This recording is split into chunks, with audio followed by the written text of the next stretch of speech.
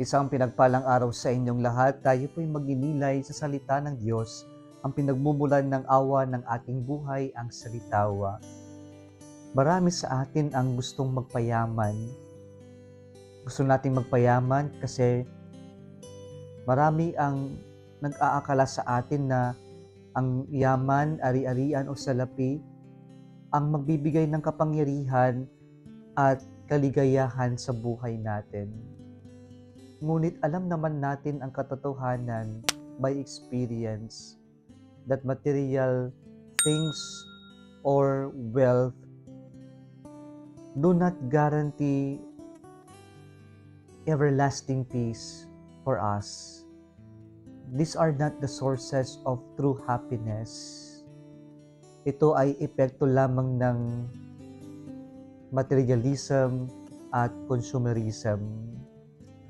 Sadly, however, many of us tend to look at success by statistics and numbers.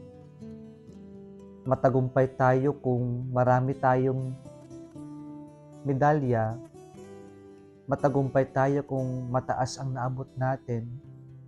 Matagumpay tayo kung marami tayong natanggap at marami tayong may pagmamalaki. It is also saddening that we also equate our worth with how much. Yung halaga natin ay tila nakabase lang sa kung ano ang may bibigay natin, ano ang meron tayo, ano ang ating possession. Nakakalungkot po.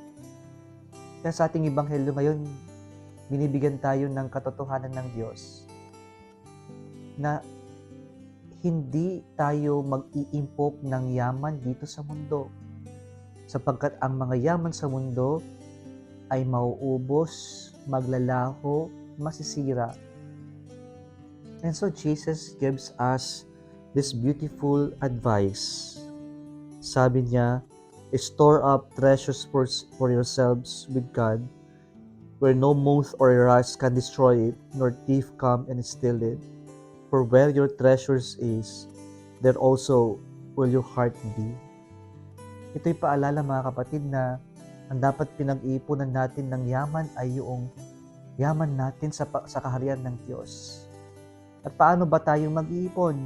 Ironically, we can store up treasures in heaven by sharing what we have received from God. When we acknowledge that we have been blessed by the Lord, and then we can store up treasures in heaven when we begin to share them to our brothers and sisters, especially to the needy, to the poor.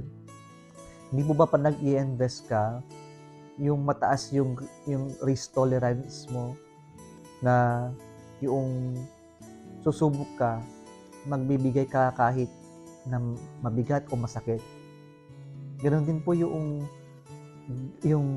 nais ng Diyos sa atin, na magbibigay tayo ng ating natanggap sa Diyos. At alam natin mabigat yan, pero nagkukusa pa rin tayo na ibahagi yung pagpapalang natanggap natin sa Diyos. Yan ang tunay na pag-iimpok ng yaman sa langit. Ang matuto tayong ibahagi ang natanggap natin mula sa Diyos. Magiging tunay lamang tayong mayaman kung marunong tayong magbahagi ng pagpapalang natanggap natin mula sa Diyos. Kung nagustuhan mo ang video na ito, huwag kalimutang mag-like, i-share at mag-subscribe sa Salitawa Facebook page and YouTube channel. Muli isang pinagpalang araw sa inyong lahat.